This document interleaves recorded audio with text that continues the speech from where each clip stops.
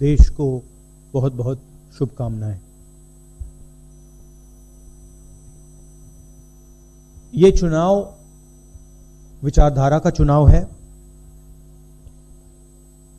एक तरफ आरएसएस और बीजेपी जो संविधान है, लोकतांत्रिक सिस्टम है, उसको खत्म करने की कोशिश कर रही है, और दूसरी तरफ इंडिया गठबंधन कांग्रेस पार्टी संविधान को, लोकतंत्र को डिफेंड करने की कोशिश कर रही है, उसकी रक्षा कर रही है। चुनाव में 2-3 बड़े मुद्दे हैं। सबसे बड़ा बेरोजगारी, दूसरे नंबर पर महंगाई, भागीदारी। मगर बीजेपी 24 घंटा डिस्ट्रैक्शन करने में लगी रहती है।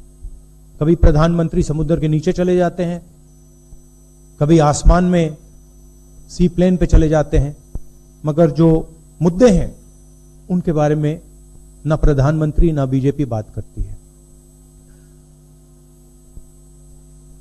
कुछ दिन पहले प्रधानमंत्री ने ANI को बहुत लंबा इंटरव्यू दिया। स्क्रिप्टेड था, मगर फ्लॉप शो था। प्रधानमंत्री जी ने उसमें इलेक्टोरल बॉन्ड्स समझाने की कोशिश की।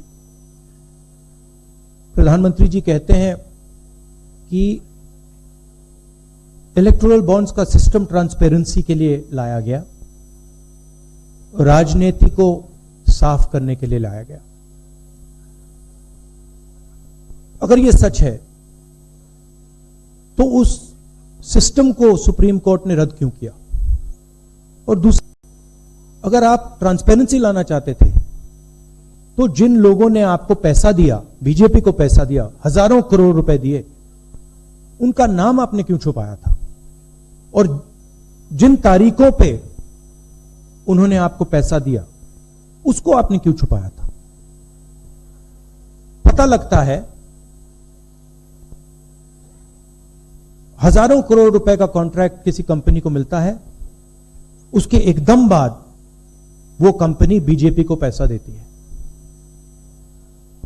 सीबीआई की इंक्वायरी होती है, ईडी की इंक्वायरी होती है, किसी कंपनी पर शुरू होती है, उसके 10-15 दिन बाद कंपनी करोड़ों रुपए बीजेपी को देती है, और फिर सीबीआई की इंक्वायरी, ईडी की इंक्वायरी बंद हो जाती है।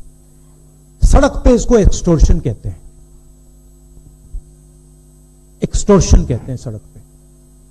तो ये जो है इलेक्टोरल बॉन्ड्स का जो स्कीम है, ये दुनिया का सबसे बड़ा एक्सटॉर्शन का स्कीम है। हिंदुस्तान के सारे बिजनेसमैन इस बात को समझते हैं, जानते हैं, और प्रधानमंत्री जितनी भी सफाई देना चाहें कोई फर्क नहीं पड़ने वाला है, क्योंकि पूरा देश जानता है कि प्रधानमंत्री भ्रष्टाचार के चैंपियन है। धन्यवाद। शुक्रिया राहुल जी। अच्छा, एक और बात, आपने जयराम जी आपने कहा कि जो भी आपको क्वेश्चंस पूछने हैं आप पूछेंगे, और ये ओपन एंडेड प्रेस कॉन्फ्रेंस है।